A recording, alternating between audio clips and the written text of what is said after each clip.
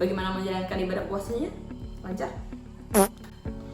Oke, teman-teman. Jadi buat apa saya di sini? Saya di sini untuk menjelaskan perasaan saya. Saya di sini akan menjelaskan tentang ASEAN, kepanjangan ASEAN, tujuan ASEAN, kenapa ASEAN dibentuk. Bukan kenapa sih, kayak tujuannya saja untuk apa, terus kapan dibentuk. Saya akan bahas dan kasus yang pernah ditangani oleh ASEAN. So without any further ado, stop senyum-senyum. So teman-teman, saudara-saudara semua, jadi apa itu ASEAN? Jadi ASEAN itu merupakan kepanjangan dari Association of Southeast Asian Nation, atau dalam bahasa Indonesia itu adalah Perhimpunan Bangsa-Bangsa Asia Tenggara. Nah, dalam organisasi ini ada 10 negara yang tergabung di dalamnya. Ada Indonesia, Malaysia, Singapura, Thailand, Filipina, Vietnam, Brunei Darussalam, Laos, Myanmar, dan juga Kamboja. Jadi itu merupakan 10 negara yang tergabung dan ada 5 negara pendiri. Nah, 5 negara pendiri apa maksudnya? Jadi pada 8 Agustus 1967 itu ada namanya tanda tangan Deklarasi Bangkok atau Deklarasi Bangkok atau terbentuknya ASEAN, guys. Jadi ASEAN itu terbentuk pada 8 Agustus 1967 yang ditandai dengan pendatanganan Deklarasi Bangkok.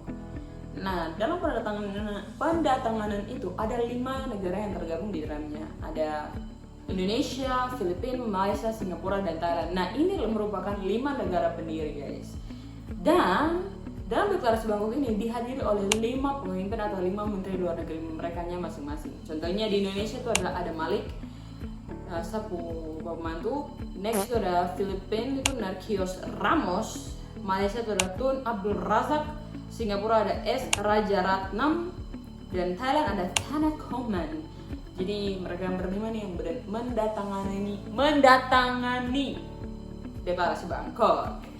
Dan tujuan ASEAN, guys. Jadi tujuan ASEAN itu tercantum dalam Deklarasi Bangkok, yaitu untuk menciptakan kawasan Asia Tenggara yang sejahtera, damai, aman, dan stabil. Tapi jika dirinci kayak lebih detail lagi, itu untuk mempercepat kemajuan sosial, meningkatkan stabilitas dan perdamaian regional, meningkatkan kerjasama yang aktif, dan melakukan peningkatan pada kualitas ilmu pengetahuan di antara anggota, guys. Itu soal tujuannya, teman-teman. Next kita masuk ke dalam logo. Nah, dalam logo kalau kalian lihat itu ada padi yang seikat padi, dan seikat padi ini adalah 10 helai padi yang diikat menjadi satu. Maknanya adalah ada 10 negara yang terikat menjadi satu. Jadi makna padi itu menggambarkan keberanian, lambang padi itu menggambarkan kekayaan, lambang padi itu menggambarkan kemakmuran, kesejahteraan, dan lingkaran itu menggambarkan bagaimana kita ini 10 negara ini terhubung, guys. Ada juga warna kuning, guys. Warna kuning menggambarkan kemakmuran, warna merah menggambarkan keberanian dan idealisme, warna putih menggambarkan kesucian, warna biru menggambarkan perdamaian dan stabilitas. Itu adalah makna logo dari dari logo ASEAN ini, guys. Dan selanjutnya kita masuk pada kasus yang pernah ditangani oleh ASEAN, yaitu kasus perselisihan Laut Cina Selatan. Oke, sedikit throwback. Jadi pada waktu itu Cina itu mengklaim bahwa dari garis 9 titik itu mereka punya. Sedangkan negara-negara lain itu tidak setuju bahwa karena itu merupakan jalur ekonomi eksklusif, bukan China punya, jadi terjadilah ketegangan. Nah, karena itu ASEAN pun turun tangan atas kasus ini. Dan apa yang ASEAN telah buat? ASEAN telah mengadvokasi penyelesaian yang damai melalui dialog dan diplomasi.